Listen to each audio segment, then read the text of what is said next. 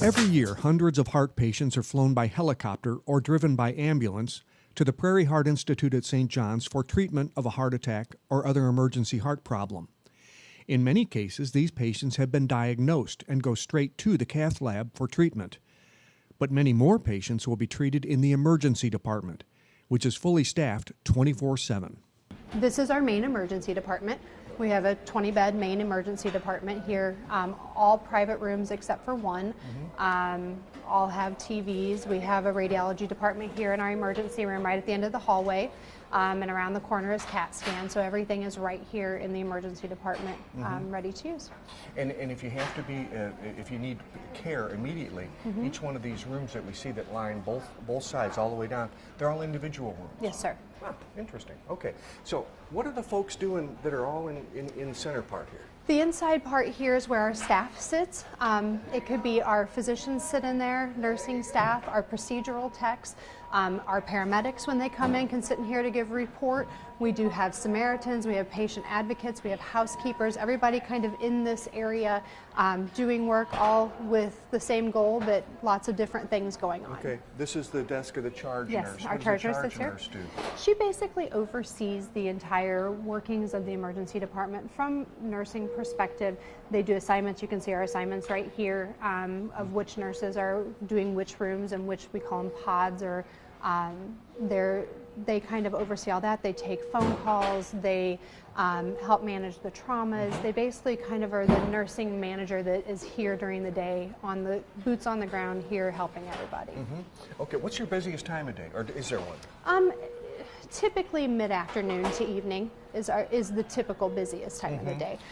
That's when household accidents occur, or automobile accidents, or those kinds of things? Is that what brings people here mostly? It's typically it's the time of day that most people are awake, so if they're not feeling well, if something's going on, they tend to come in. Doctors' offices send patients in if they've made doctor's appointments and people, they feel like it's a little more than what they can do in the office, they'll send them in here. Obviously traumas happen 24/7. The bulk of our traumas aren't necessarily during the day, they're more in the evenings and nights. 3 rooms are set aside and specially equipped to handle trauma cases. And sometimes it gets kind of crazy in there, doesn't it? I mean, you were telling me there are times when, yeah, you're a supervisor or you're a manager, but there are times when you become charge nurse too, right? Yes, absolutely. It's all hands on deck. And that's one thing about the emergency room, everybody pitches in. So all team members pitch in. When it's the busiest, that's probably when our teams work the best, and it's a well-oiled wheel. So there are times if we have multiple patients, we never know what's coming in. Our doors never close. We're the front door of the hospital. And so we don't know if we're getting 1 patient or 10 patients. And so a great example, a few months ago, we unfortunately had an accident around our outskirts of Springfield. 11 patients were brought to us all immediately. So my team called me and I came in and was the charge nurse. Wow. So I am a nurse and still, help out, and it's all hands on deck when needed. We have a chance now, a rare chance, because there are no patients. There's one coming in a little bit. But this is the imaging room that we passed by earlier. This is here. Is this part of the trauma unit, or would this be for anybody who just needs an extra test? Yes, great question. It is strategically placed by the emergency room. So all ER patients do have their CAT scans in this room. Other house patients, if it's not being used, we do bring patients down as needed. We have another CAT scanner or another 2 CAT scans in the main radiology department, but this one is strategically placed by the trauma base, by the ER, to care for all trauma and ER patients. Okay. Can we walk through here? Sure. This is the trauma room that was dark before when we came in, so we just got to get a chance to see what we didn't get a chance to see before. But and fortunately, these are not being used right now. But you might have, on that day when you had 11 people come in all at one time, I imagine the trauma rooms were full as well, right? Yes. Oh, man. So what we do on those days, we have 2 rooms that look just like where you're standing. So there's a second one, and then there's a third, what we call suture room. We can take a stable patient in that room as well. We bring all trauma patients here, and they quickly get all the care they needed. Then once stabilized, we move them on out into the main ER if it's a numerous number of patients that we're getting. So all patients would come to this room or the next room or the third room to start their initial care. The team comes here, and then they continue to follow them in the ER as well. My team of surgeons, who are all trauma surgeons, admit the patients and see them and take care of them from the time they come in from the ambulance, from the scene of an accident to the time that they leave the door, which is really nice. We get to see them through their entire course, see how their injuries heal, see how they recover. So in addition to you, how many surgeons are we talking about? We have a team of probably about 10 surgeons who are here throughout the month. We have excellent staff. I have probably 5 or 6 double-boarded trauma critical care surgeons who are absolutely the best of the best. And you've been in this position, medical director, for about 6 months. Yes. Do you feel like you got your feet on the ground now, or you still feel new? Finally starting to feel like I do have my feet on the ground. We have been wildly successful since I've been here. I think we will continue to be successful and competitive. But most importantly, I think we take excellent care of patients as a team that I'm really proud to be a part of. This team is the likes of which I have never seen before. They're absolutely fantastic. There's been an interesting history of trauma care in St. John's, in Springfield, all over. The way the hospitals have worked together, and now the way, it's new now, the new setup. In the past year, St. John's has a different designation. And how's that worked out? For us, it's been a process of growth over the last year. We're just at the end of our first year. And I would say in that time, we've made enormous strides. Not only in October were we designated as a state level 1 adult trauma center, we're also a state level 2 pediatric trauma center. What that means for our patients is that if they happen to be in their minivan with their family and they are involved in a car accident, the entire family can come to our hospital and get excellent state-of-the-art medical care, which I'm really proud of. Our team is very proud of that. Yeah. And amid all the suffering that may accompany trauma, a special human resource is always there to help support patients and their families. Part of the trauma team, and so when a trauma arrives, or when we hear that a trauma is coming to the hospital, we are included in the loop, so to speak, and the pager will go off and say, today, for example, female fell downstairs, estimated time of arrival 6 minutes, and so whatever I'm doing, I sort of curtail my visit if I'm with another patient and just excuse myself to come down as soon as I can to the trauma bay. And then once the patient has arrived, they'll let us know if family has also arrived. Sometimes family is still a little bit of time out because they have come from, by air or by ambulance from some distance, and so it takes a little while for the family to get here. In this case today, the husband had arrived fairly soon because they just came from a local priority care. And so my duty initially is to tend to the family more than the patient, and just make sure that they're comfortable, that they're informed of what's going on, in a timely manner, and sit with them and sort of get a little bit of information from them that sometimes I'm able to pass along to the trauma team. For example, family member, loved one, spouse may say, she's on blood pressure medicine. Well, the patient may not be conscious and able to share that information. Maybe the paramedics don't know that information, so we're able to sometimes give a little bit of helpful information that way. But primarily our focus is on taking care of the family, and then only later do we really interact much with the patient. Trauma patients usually arrive one of 2 ways, by ambulance or by helicopter. Flight teams are always available, and in fact, live in special quarters in St. John's Hospital. And you live in this sort of like a fireman's quarters at the hospital. So it's kind of like a boyhood dream, isn't it? Yes, sir. Yes, sir, it is. As a matter of fact, when I first saw a helicopter and they were picking up a patient, I was just getting ready to start nursing school. And when I saw that, I'm like, oh my gosh, that's what I want to do. And Is that was right? my goal when I started nursing So how long school. have you been doing it? Now it's been 25 years. No this past kidding. November. Yes, sir. Wow. Yes, sir. So you've had a silver anniversary as a flight nurse. Yes, sir. You've Yes, seen I have. a lot of things, haven't you? Probably yes, sir. some pretty unusual cases, I would think. Yes, sir. That's the very interesting thing about this job, is that it's so unpredictable. You never know what you're going to go for. It's just like EMS and fire. You sit around, you wait for the call. Once you get the call, you never know what's going to happen. That's or right. what But you're boy, going then you for. got to be ready. Yes, sir. Right? And Because- that's the adrenaline rush. Yeah, that because you get. might have 2 or 3 days without anything, and then boom, Oh, yes, and you sir. got to go. Oh yeah, yes, sir. And Night, day, anytime. Life is resting on this, right? Yes, sir. Yeah, Yes, sir. yeah. It sure is. Well, this is interesting because I didn't know that your crew has living space here at St. John's Hospital, but we're standing in your kitchen. Yes, sir. You got just about everything you need. You got your microwave there. You got Yes, your sir. coffee pot, Yes, sir. the sink, and then behind there's a refrigerator. You got your flat screen TV. Yes, sir. So I mean, Gotta have that. you guys are all set up. Yes, sir. So we are. do you want to go home when you're on your days off? I mean, it's kind of nice. A lot of times this becomes home away from home I'll bet it because we does. do 24-hour shifts. Yeah. But no, it's always good to go home. Definitely. I think I mentioned, okay, so you've really got 4 crews, right? You've got 4 nurses and 4 EMTs, and I think you have 4 pilots? Yes, So sir. you 4 have- paramedics and 4 pilots. Yeah, Yes, sir. Yeah, paramedics, excuse me, yeah. Yes, sir. Yes, sir. And we what they do is they combine a pilot, a paramedic, and a nurse together, and that's the team that's here the for team. 24 hours. Yes, sir. Yeah, and so you have 4 of those teams, so there's always, no matter what day of the year, no matter what time of the day, it's covered. Yes, sir. Okay. Yes, sir. That is If correct. you would, take us through here, because it's interesting to see how Yes, you sir. guys live. Let's go that way. Okay. I'll follow Yes, sir. you, okay? Okay. Yes, sir. Well, right here, we have a table, Sure, yeah. so we have somewhere to sit down and eat, but we also have a bathroom. You never know, a lot of times, especially in the summertime, we go having some of the flights that we do. I mean, we get pretty sweaty and stuff. So sometimes if we Sure. have a chance, we'll jump in, take a shower if we need to, Sure.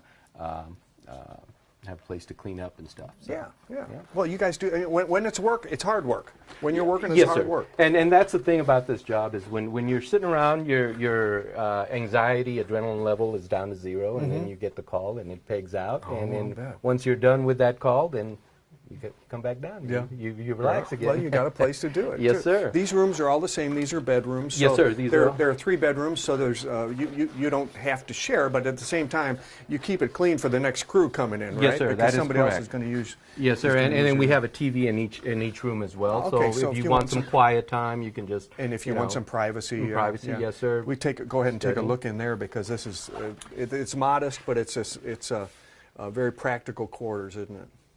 Yeah. And we have a supply area, a supply Okay. room where Towel we keep all our sheets, supply all that towel kind of sheets, stuff. medications, IV supplies, and all of that. And then we have our workspace where we actually, when we get back from a flight and we have to, there's always paperwork to do and computer work to do. So when we come in here, when we get done with our flight, we come in here and we do all our computerized charting and everything that we need to. Right, complete and all I our assume paperwork. this also helps you like get ready for a flight because you get your calls, and because you're a flight team, Yes, sir.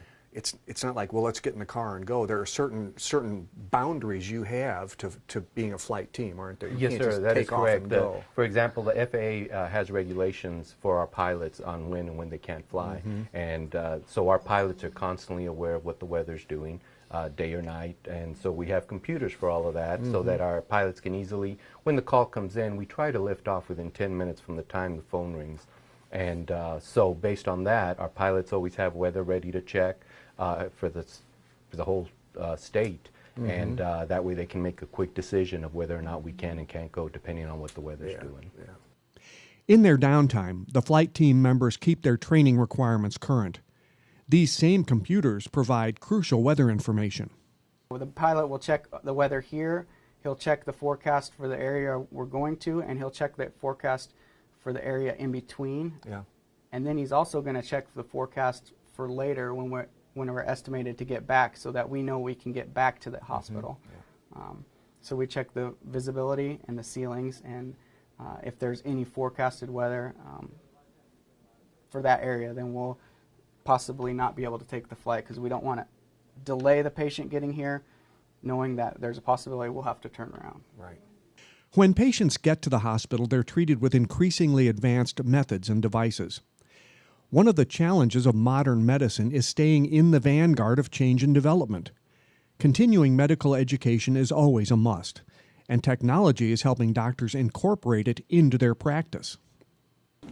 On my phone, I have an app that the hospital St. John's provides me called Up to Date. So let's say I see a patient with a novel condition or something that I don't see every day.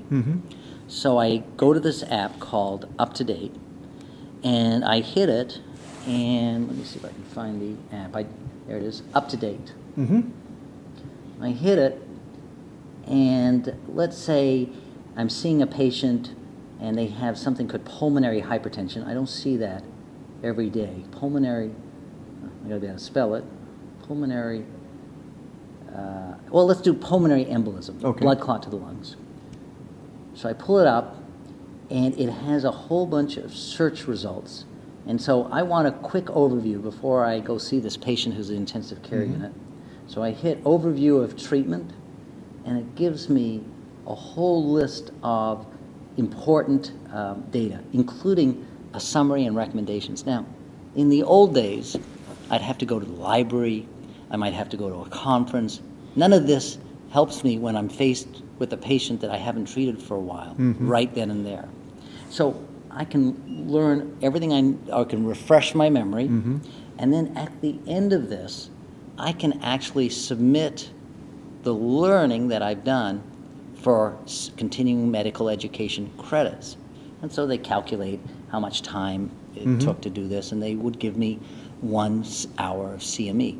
But the point is not just how neat this is that I can do this, and let me tell you, we do this not infrequently, and it's not just neat that I can get an hour of CME. What's the neat part is that I've incorporated continuing medical education into my daily routine. And I think that's what's really important about CME and being a professional, is that you don't let questions go unanswered until the next conference you go to, because you don't know when you're going to be able to go to the next conference. You don't know what family emergency I have to attend to. I am obligated by law in Illinois to get 40 hours of CME a year. I bet in our practice and across the city, there are people who literally get, double that, triple hours of CME, may not log at all, but you're always asking questions as part of your professional career and always looking for the latest in knowledge to make sure that you're up to date, which is the name of the app.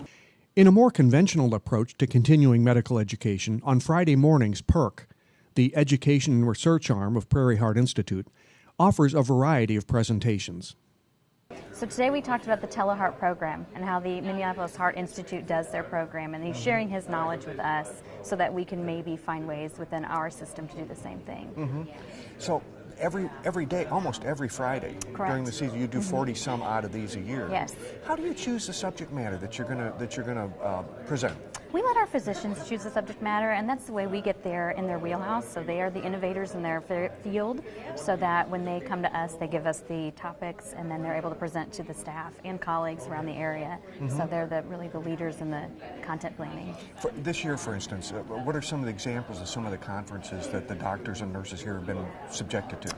So we have everything from heart failure specific, we've got vascular specific, structural heart courses, we've got echo specific credit we also give. So we try to give a very big variety so that the people that are attending can get a variety of education within the conferences. And then, of course, doctors and nurses are expected to have a certain amount of continuing medical education, and this goes toward that. They get credit for this. It does, right? It does. With their licensure structure, we require so many hours per year, and so this helps put towards those hours. Are you already planning next year's? We are. We've actually scheduled out January and February. Yeah, okay. Yes. Anything sort of brand new coming down the way? We've always got innovative ideas. We've got a lot of innovators here at Prairie, so we are just filled with knowledge, and it's great to be able to share that with the community members and with people in the hospital system. And it's worth noting, too, that the doctors and nurses that are here, they're not just St. John's and Prairie docs and nurses, are they? It's open to other professionals as well. Correct. Yeah, we open it up to both main hospitals here in Springfield and anyone else in the healthcare field that's able to attend. Yeah. On this morning, Dr. Mark Newell, a cardiologist from Minnesota, describes a program that speeds the diagnoses of heart problems of patients in rural areas. A matter of great interest here because Prairie has been studying and responding to this issue for years with its Stat Heart program. So Teleheart is a remote visit program or a virtual visit program where we actually see patients that are in their rural communities.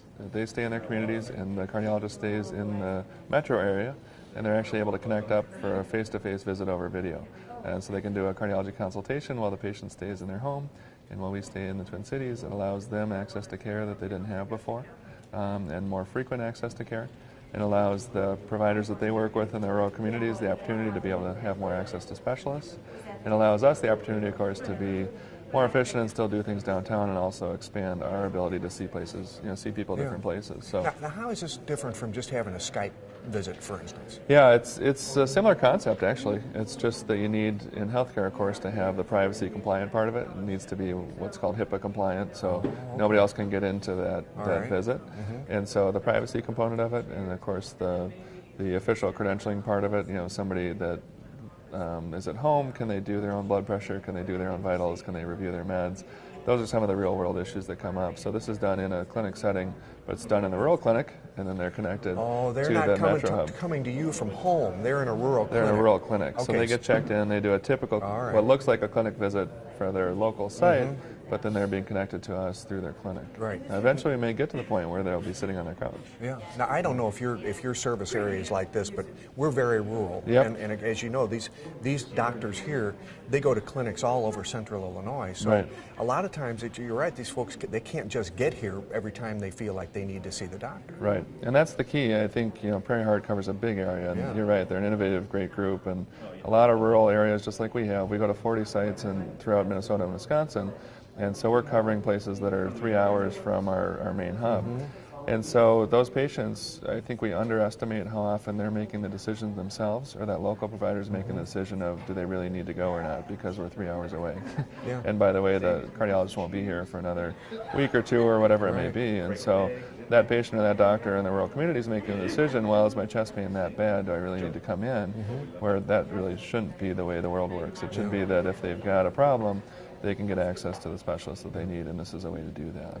Our research mission has evolved beyond just participating in trials. It's also includes investigator-originated studies, focused starting here, and also we've developed research competencies where companies actually seek us out to run their research trials. And for instance, on the peripheral arterial side, PERC runs a peripheral arterial circulation analysis laboratories where they take films, procedures that are done across the country and across the world actually, and analyze them as to their results. And that's part of the data set that's used in ongoing research studies. A lot of people haven't heard of PERC. They don't know exactly what PERC does. But you're convinced that PERC is a great asset to this community. Why is that? Well, first of all, I think any organization that's dedicated to research is an asset to a community because research attracts bright minds, and bright minds is what every community needs to flourish. So PERC is like watering a garden. It attracts people.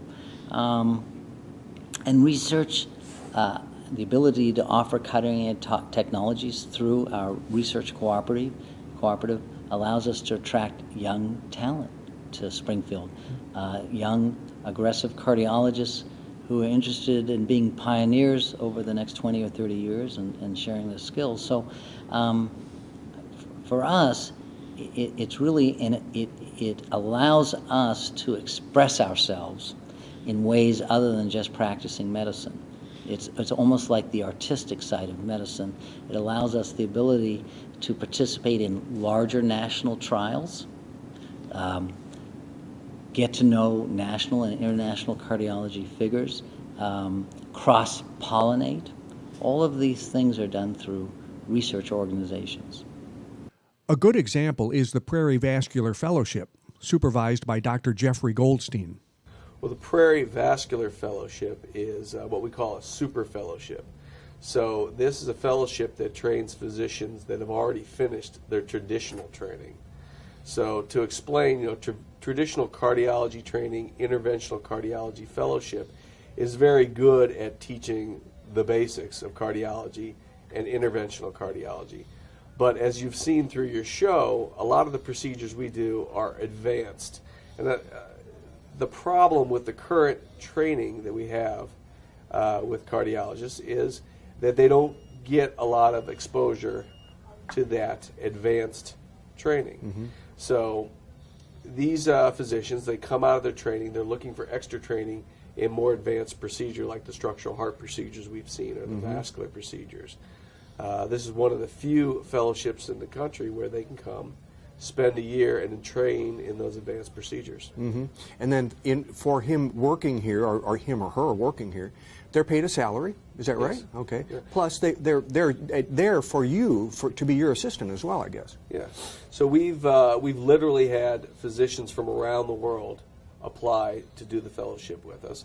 Now, due to licensing restrictions, we can only accept physicians that have trained within the United States.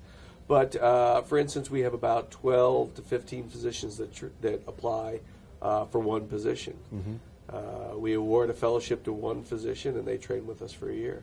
Well, you know, it sounds like a good deal to the institution these people work for, too, because they take new skills back with them, don't they? Right, right. So we've had physicians that this has really changed the trajectory of their career. You know, they were on a path like this, and they go home after training with us and have really changed their careers. We have physicians that are in the middle of their career and have changed the pathway of where they're going because of the new procedures they can do. At this time, we're really focusing on the younger physician, the physician right out of training. What can we do with them to train them for, you know, contemporary interventional cardiology practice? Yeah. There are less than 5 places in the country where you can have where you have interventional cardiology do this vast spectrum of endovascular procedures, and they're open to training right now. So that makes Prairie cardiology unique.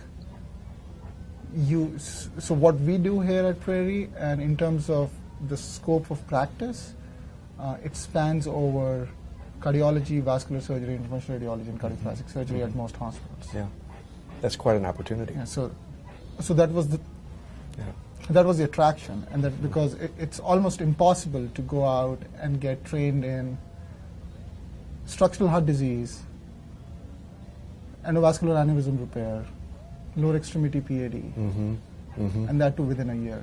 This is an opportunity to pass advanced knowledge on to a new generation. One example among hundreds that point to the remarkable progress we have seen in recent years in treating the ailments of the human heart.